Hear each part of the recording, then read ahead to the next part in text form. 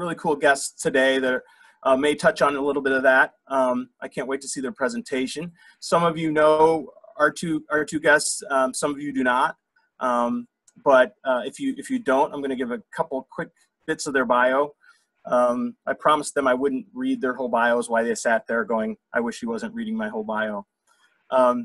Karen Reese is Vice President of Research and Education at the Center for Urban Leadership Development. Of course, Alex G. In the Nehemiah Group is the vision behind that, and Karen's the senior leader over there, and she works with Coop and Jaleesa or Jasmine Zapata, you know, that whole gang over there doing such good things. And when I looked at her bio, I didn't know that she actually played the cello and does some singing too. So maybe we'll get a treat. Nope, not to put you on the spot, Karen. Rob Dees, if you follow anything about music that comes from this area or hip hop that is driven from the 608, then you'll know his name. He's sort of a local legend in the music business. He's collaborated with you name it. And when I did a quick look for his bio online, excuse me, online, I saw a picture of him receiving an award from the former First Lady. So I'd like somebody to top that. With that, I will turn it over to Karen and to Rob. Take it away. Thanks so much, Mark, and thanks everyone for having us here.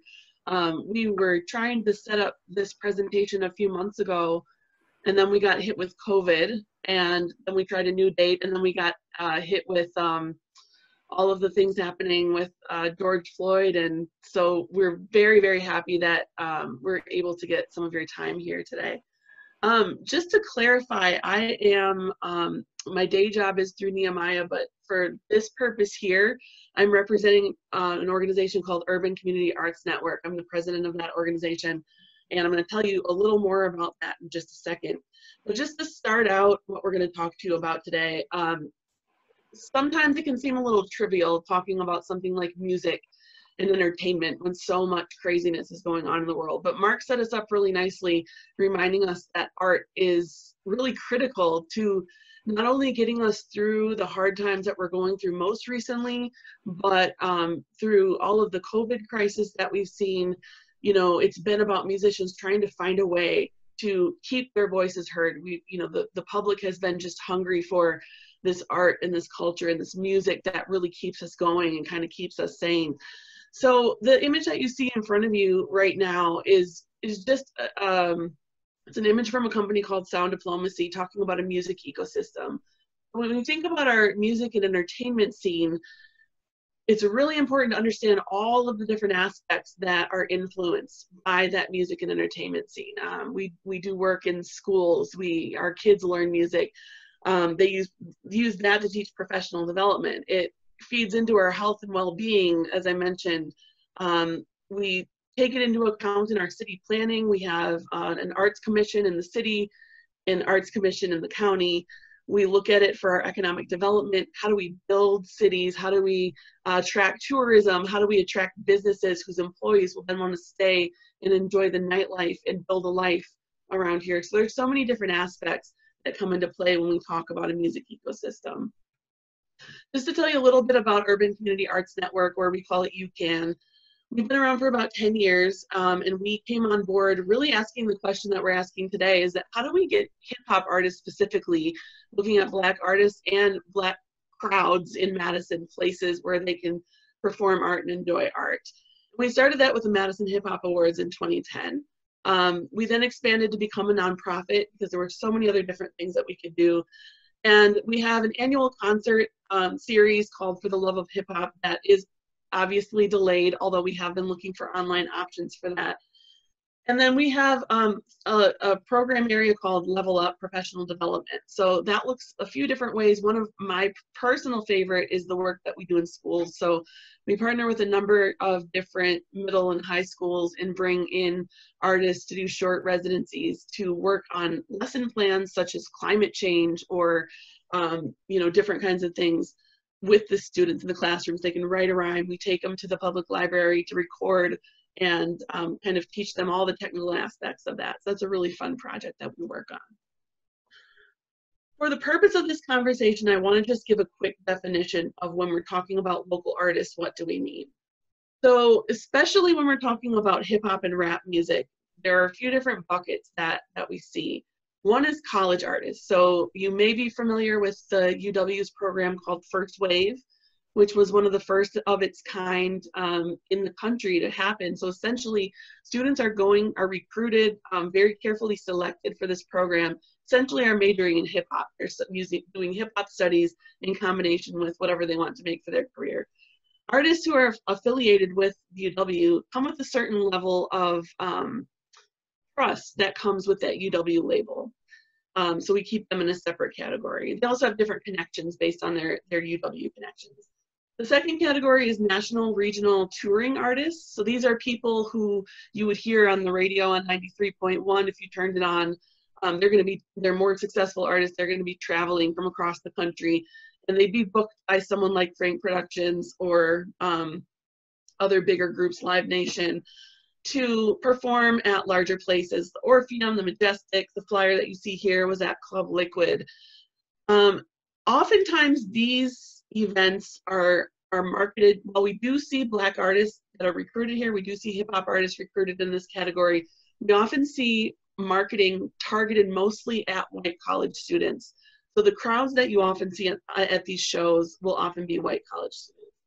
What we're addressing here are the local artists. These are people who live in Madison and Dane County area, who raise their kids here, who pay taxes here, work here, but also want to build their artistic career here. And when we talk about the hip hop community, we're talking about artists who are doing music here, but have an extremely limited access to stage time when we look in relation to other genres of music around here. So another thing that UCAN has been working on is a little bit of civic engagement. And we have been working on this since our inception. Other artists have been working on this since before UCAN even started.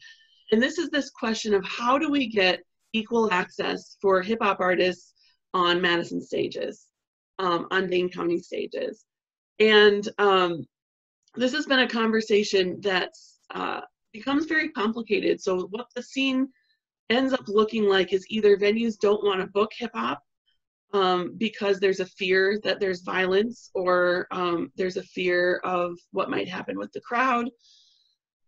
Or once we have a hip hop show happening, we see a different response of police to the show. So we either see police coming to a show that's perfectly peaceful. We've seen venue owners be targeted by police because they are hosting either hip hop shows, but more specifically, hip hop, if we're just going to be completely straightforward about it, hip hop shows with Black artists and the majority of the crowd are Black people.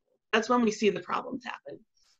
So we began to meet with the city, the Madison Police Department, the Alcohol License Review Commission, Civil Rights got on board. We kind of had this informal task force of conversation about, this is shared responsibility of equity to make sure that all citizens in Madison are getting an equal access at the music and entertainment scene. And after about 7 years, we were able to formally form a task force on equity in music and entertainment.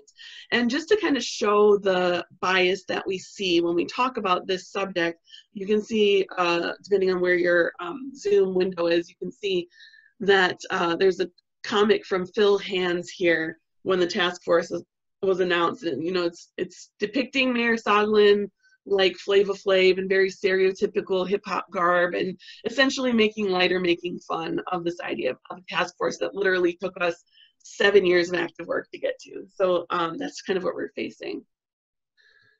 The task force was very diverse. I was the chair, Rob Dees was the vice chair.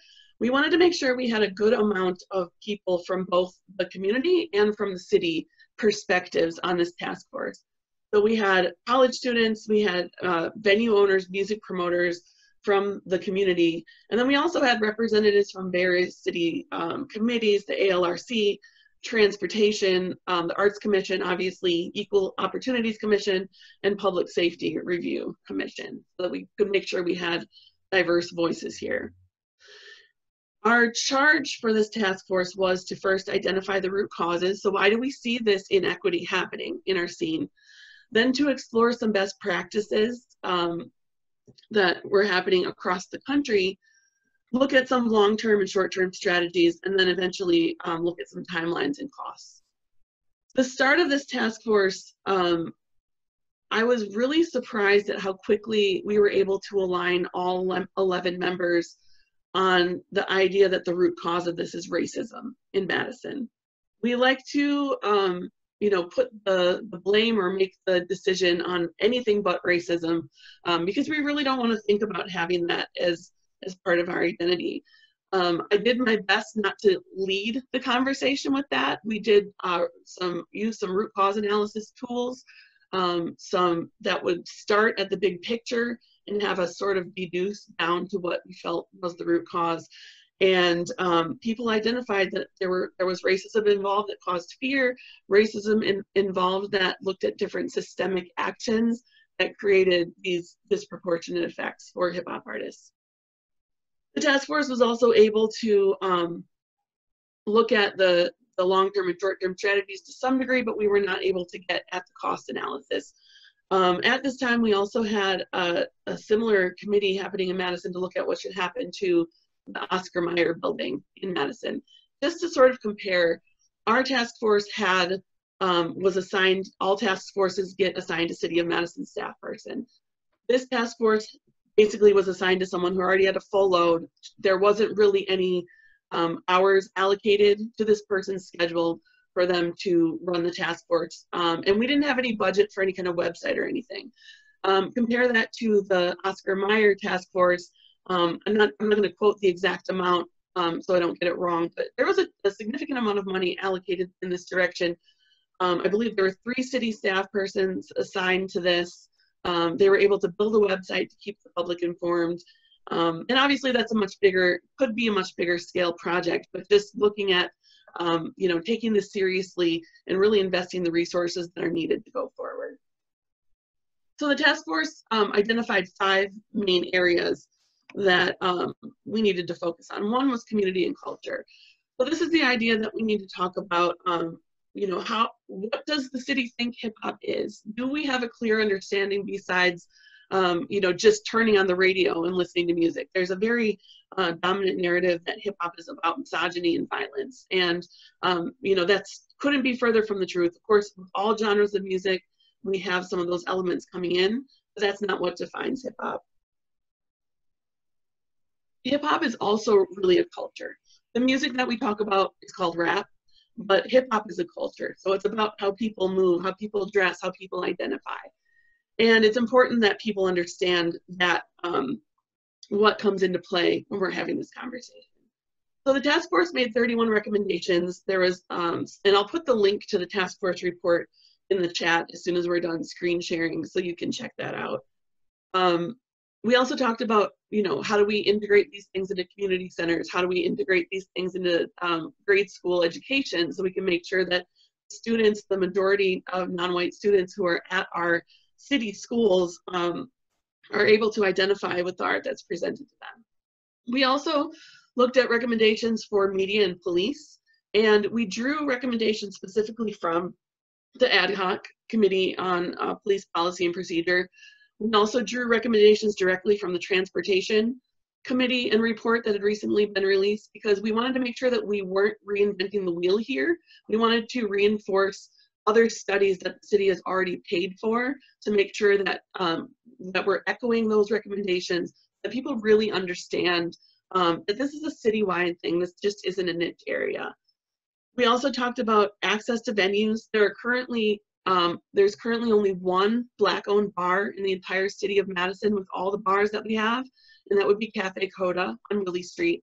Black-owned bars have historically had a very hard time staying open in Madison. They are very heavily scrutinized from jump, and I'm happy to talk to any of you about that more if you have any skepticism about that. And then we also talk about access. So how do artists get access to things like if I want to throw a party in the park, how do I learn the process for that? Do I even know there's a process? If I go ahead and throw a party in the park, am I going to get in trouble because I didn't get all the permits I needed to? So we recommended that there be a full-time staff person in the city that's able to liaise with the community to answer some of these questions. Another big area is if there is a Black Madison resident who wants to own a bar, do they know the mechanisms that they need to access to get their permits together to see the ALRC? Do they have the same network that white bar owners have that will help mentor them through the process? So we're talking, again, we're focused on equity in music and entertainment, but it was impossible to separate this issue from all of the very real issues of racism and discrimination that we see in our city. So just to kind of sum up how hip hop is viewed here, we have a pretty strong current narrative. Hip hop is code for Black in the city. So oftentimes, to avoid getting at the racial issue, when we see news articles about this or coverage, we'll hear the word hip hop used, but we don't necessarily see the same treatment for hip hop when we see a white lineup, white artists on stage and a majority white crowd. We definitely see the scrutiny when we see a majority Black crowd. The public narrative is that hip hop is a public safety threat. So venue owners are hesitant to book hip hop artists on their stages because there really is a belief that they're going to be, they're going to see violence, they're going to see police contact. You can also perform a study looking at 8 years of police data from 2008 to 2016, where we demonstrated that there was absolutely no difference in police calls for service or charges, whether violent or nonviolent, for any genre of music. Basically, everything's the same. The only difference is the vastly higher number of police calls for bars on State Street and University Avenue. And then finally, the current narrative is that hip hop adds no value for the local arts community. And so what we want to do is we want to change this narrative. We want to help to determine through what Rob is going to talk about to help the city understand that hip hop is code for arts and culture, that hip hop is a benefit and a unifier to our community, and that hip hop adds immense value to the local arts community. So with that, I'll pass it over to Rob. Cool, thank you, Karen. So as you see, we're trying to answer the question of what is the plan, and we look at that in a couple of different areas. The first area we want to look at is equity, and making sure that there is equal access for all. And one of the things, you know, just like people, regular citizens are looking for equal access and equity, so are musicians. So that was one of the first things that we wanted to look at. The second thing we wanted to look at was the economic impact. Like how does revenue come in, and how do not only businesses but artists as well be able to capitalize off of this art and culture statements that they make. So that would lead to the third point of partnership. And that is both sides working with each other, meaning venues to help economic development and, you know, increase growth and all of that stuff. So that is the next phase that we would have to look at for the plan. And the fourth thing would be implementation. To be able to come up with a strategy that is helpful for everyone involved. At least for me, I feel like if Madison is really going to be a truly progressive city, we all have to progress together. And part of that is implementing plans that will work for all sides involved. So that's that. So as far as what are the projected outcomes, really we would like to see an increase in music-related jobs and local investment. I think, at least for me on a personal side, one of the things that, you know, you don't see certain people with certain backgrounds have investment in coming to venues is because they don't see people that look like them, or they feel uncomfortable with it because they don't see those type of people. So how do we make a point to increase music-related jobs and more local investment? Step two is to recognize that music value, you know, that there's a very talented music base in Madison. And to be able to share the stories of Madison being, you know, the place that it is, we need to recognize that and allow people to have the opportunity to share their stories and share their voices that actually make Madison what it is. And then the third thing that we would like to see as an outcome is to have an increased interest from partners to help develop the infrastructure and invest in Madison. it's going to take a lot of effort on all sides. So that's what we'd like to see. Number 4, improve community relations, especially focus on recognizing, promoting, and protecting the hip hop community and other musicians of color. I feel like that's very important because it's going to take a community for a community to grow. You know, it could be one thing for artists just saying this is unfair, but to really get involved with the community and have the community be involved and invest in the growth, that is where you'll see true progress at. So engagement from a wide variety of sectors on a single issue. You know, as the hip hop community, there are a lot of issues that are very important to us. And in order to get those issues touched, it's going to take that engagement from all. So we'd like to see more marketing opportunities, promote tourism and business travel. Obviously, there are people that come here and people that come here that are not the standard people. They come from different backgrounds and are different people of color. They would like to see people, you know, that look like them or events that look like them, so they would feel comfortable here.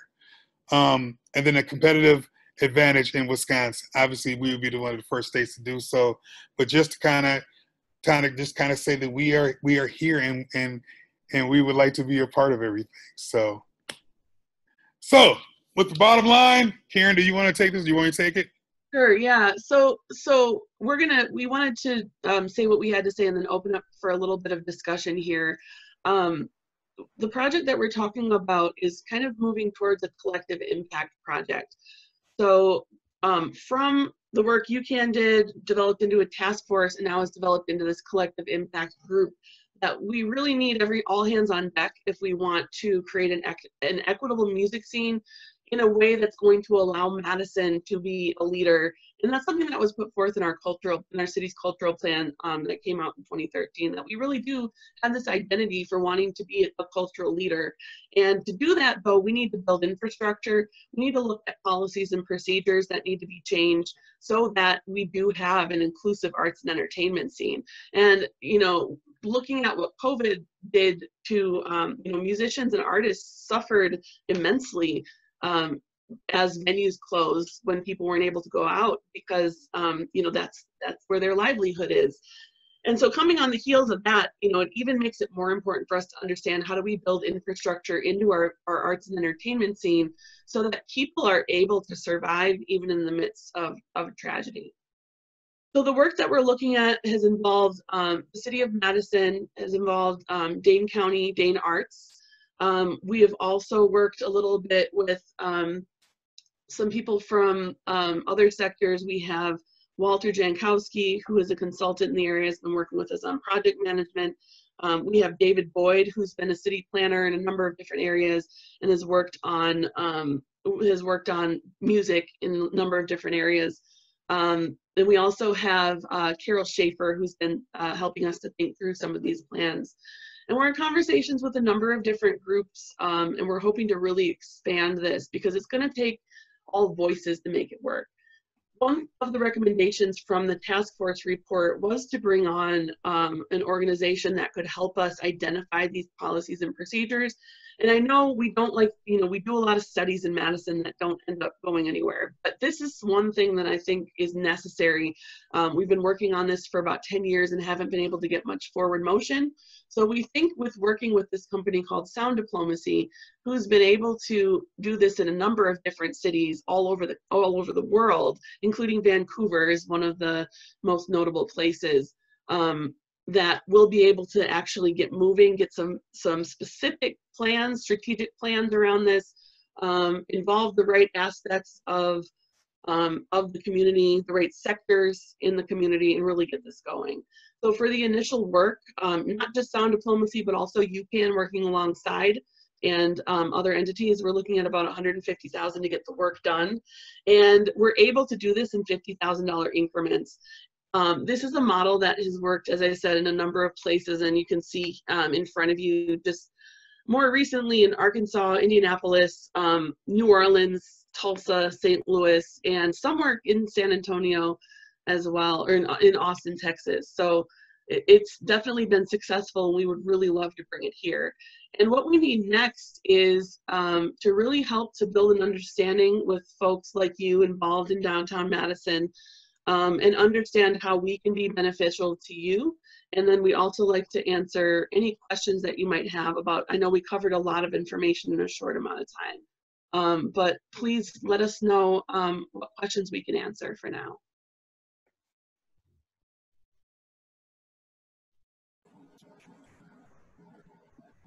I guess the first question I would have, and you may have touched on this, so sorry if I missed it, but so it's funny, we brought up this subject in an earlier meeting of this committee about, and it related to the new Plan B, or formerly Plan B, as they were looking at, you know, putting a new concept in there, and there was talk about, well, we don't want this in there, we can't have that in there, and so this committee talked about what can we do to help impact the entertainment scene in downtown.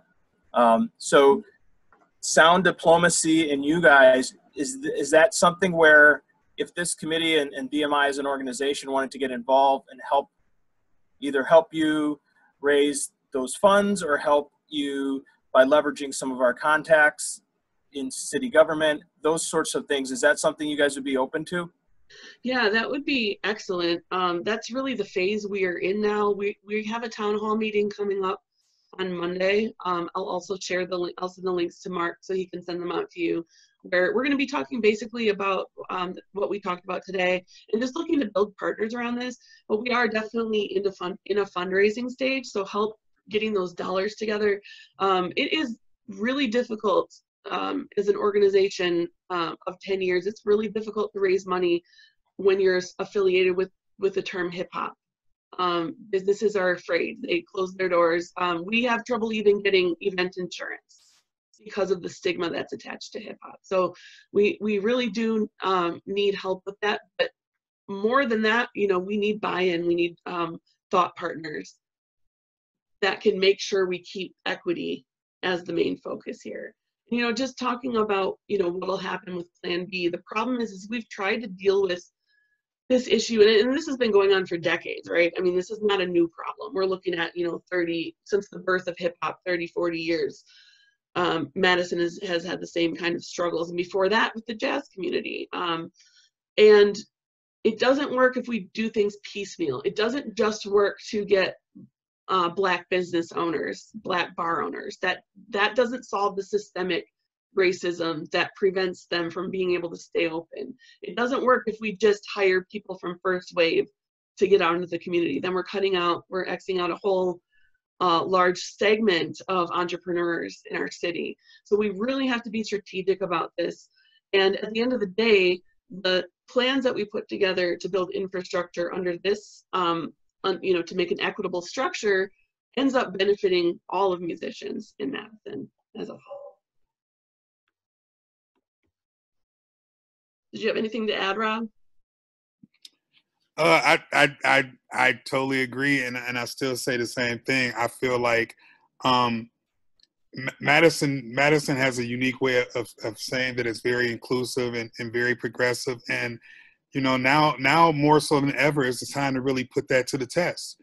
And if we're really going to progress them, then we need to work at it together. And I think that this plan is the start of working on that together. So, you know, the hope is that we can get people to buy in and jump aboard and really get this thing moving. So, yeah.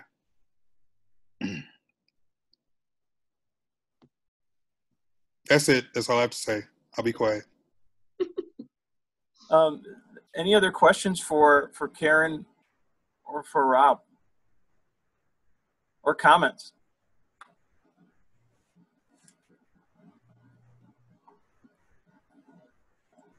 I don't know if I can see the whole board or not. I don't see any hands raised. I will say this, just looks like Ronald unmuted. Okay, good. Yes, I wanted to ask about your connection with the Overture Center and its community advisory board. I didn't see on your task force anybody listed from the Overture, and also perhaps it'd be a good opportunity for you to get more exposure if we were able to encourage one of your representatives to get a position on the Overture's community advisory board. Sure. Yeah, we are having conversations. Overture is definitely a partner that we need to have involved in this process as we move forward. We have connections with various people who work at Overture Center, excuse me, and I've had some conversation. Say again? Ed Holmes, perhaps? Sure, yep, Ed Holmes and Gloria when she was around. And, you know, have had some conversations, haven't gotten too far into the logistics, but yeah, we'd be happy to have someone join the community advisory board. And I was gonna say, actually, the lady that used to actually direct Overture Center that passed away, she had a direct involvement with sound diplomacy at one point. So there was groundwork actually being laid. But yeah, we're definitely open to it. So yeah, good to hear that. Sandra. Yeah, Sandra. I'm sorry. This is Yes. Susie. Sorry. Go ahead. Karen, you'd mentioned that you guys could not initially get up a page or anything like that to continue sharing out information. Have you since been able to put anything out there, whether it's Facebook or LinkedIn, so that we can stay connected to updates, or is there a way to do that? Yeah, so we, right now it'll be hosted on UCAN's website. So it's ucanmadison.org, UCAN Madison.org. The town hall meeting is currently posted there. And at least initially, we will keep announcements there. Thank you. I was going to mention Sandra Gajcik, who was running Overture until late last year when she unfortunately passed away, worked with Sound Diplomacy, the company we're looking at partnering with in Vancouver. And I will also, if you want to go check out those links, I'll also make sure you can see the work that was done there. It's pretty phenomenal, including ideas of a night mayor or a night czar. I don't know if you all have ever had conversations about something like that, but the concept there would be an actual separate city leader who would oversee the nightlife in Madison. And to me, that was pretty fascinating.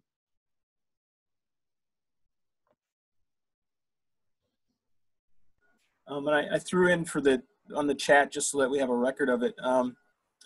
Renee Frank used to be on this committee, or used to come to this committee quite a bit.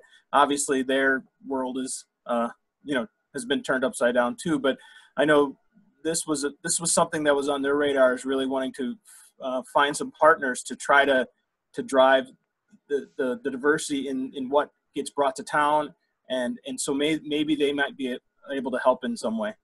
Sure, absolutely. I did get an email, and Frank of the Frank Productions. Mm-hmm. I didn't want to assume. Yep. Yeah, that's the daughter. Yeah. Yep. Okay. We did get an email from someone from FPC yesterday. I'm blanking on her name, but just stating that they were going to be attending our town hall on Monday, and that they were really interested in the project. So I'm looking forward to having more conversations with them. Great. And we can help sort of set up some one-on-ones too, or a group meeting as well. That'd be great. Our goal is, we know that, DMI is not known necessarily for its work in diversity and inclusion, but a few years ago we set out to do three things: listen, learn, and leverage. And so let's not repeat, let's not reinvent the wheel, but let's find out what's going on, how we can help, and start to bring some of our relationships to bear. So we're happy to do that whenever, wherever we can. Yeah, absolutely. And Mark, was this committee involved in, I know Visit Madison or Destination Madison was working on some equity and entertainment related issues? I know I had a meeting with Jason and Diane. Yeah, this committee's been a standing committee pushing 3 years. Carol Ann, check me if I'm wrong. It was an ad hoc before that. And so a lot of the beginning part of the work have just been to sort of let people know we care about the issue. We feel where this issue goes, so goes downtown. And we're not trying to step on anybody's toes. We just want to make sure we can help whenever possible, wherever possible. Yeah, that's great. Yeah, the study or the things that you've been working on were really interesting. So kind of trying to do an equity analysis of all arts organizations in Madison. And as I spoke with Jason and Diane about, it still didn't quite reach those very small organizations that are out there. So that's something that we can bring to the table. And I'm hoping that this partnership with Sound Diplomacy can also help with that work too. So, I mean, you know, these things are just an immense amount of details and moving parts. So, you know, the more help that we have to try to tease things apart, put in patterns, and really figure out what's going on, I think the better we have. Did anyone have any questions about the hip hop and violence question or perception?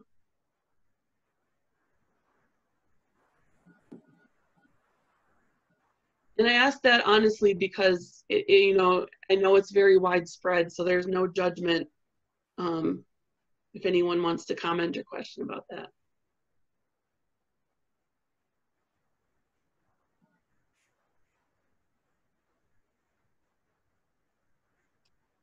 I would just comment and say that I think this is really informative, and I wasn't really of the mindset that hip hop was a culture, as opposed to probably, so how did you put it? Oh, just music, maybe? Oh, right, yes, but it's more of a culture, and Yep. it encompasses so much more than just the music. So, and then also the fact that you mentioned there's only one bar that's that has a Black owner here in Madison, that's staggering to me. So this has just been really informative, and so I'm kind of absorbing that. Because I work in American Family, I'm just thinking out loud, or it's been kind of going through my mind if there's an opportunity to work with the Dream Bank space or the generator, like the startup work that we have going there.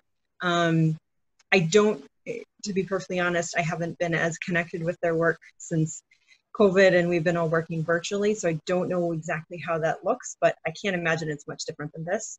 So if there's a way I can make a connection there, or you think that there's potential, please reach out. I sent you a LinkedIn connection as well. Okay, thank you. Yeah, that'd be great. I have a really quick follow-up question to what Susie was mentioning with Black-owned bars. There's an acronym you used that I hadn't heard before. I know there was, you know, there's real struggles with the Alcohol Review Board and not knowing the way that moves, but there was, I think, another acronym you used. Was it ALRC? Yeah, that was one of them, and there was another one.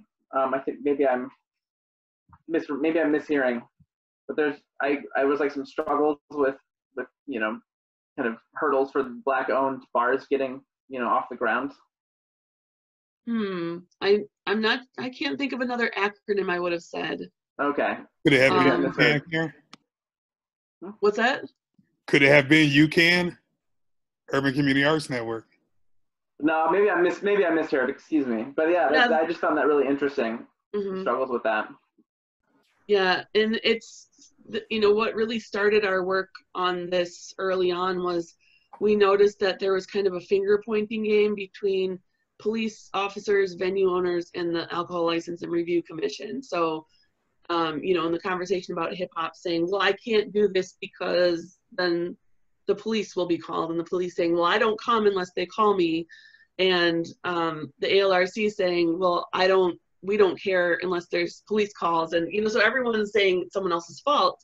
So that's why we got everyone in a room and said, okay, let's start to sort this thing out. And had a lot of interesting conversations about this. But it, you know, it really does, it's another one of those aspects of everything that we fight for with Black Lives Matter, right? This is just another one of those things that's impacted by the systemic racism that we have in our city. And, you know, we're part of a county with the worst racial disparities in the state. So I think, you know, it's so important that we really start heavily investing in strategies that can start to move us in the right direction. And that takes, I mean, just an example of, you know, the beautiful art that's on State Street right now. How do we make sure that that art doesn't just, like, it was pretty for a few days and then it's business as usual? We want to make sure that, you know, as Mark was saying, that people of color always feel welcome on State Street and in downtown, not just when there's occasional art that reflects that. So, you know, the project that we're talking about, even though it's focused on music and entertainment, will certainly hit in those kinds of areas, and we'll need to think more broadly about how do we make spaces actually inclusive, and who do we have driving that conversation also, right? Like, you know, I do a lot of the coordinating and the back end logistics for UCAN, but I'm not necessarily going to be the one who's coming up with what should happen or what should change, because I only have my white privileged experience here. So it's really important that we have all the right voices at the table, and not just at the table, but with an active voice at the table who can speak to that. And one of the things that often happens when we start initiatives like that is they start very diverse, and equity is at the forefront. And then as we move down, when people have certain financial interests, we tend to see that equity message kind of get diluted and kind of put to the side. So it's equity only in concept and not in reality.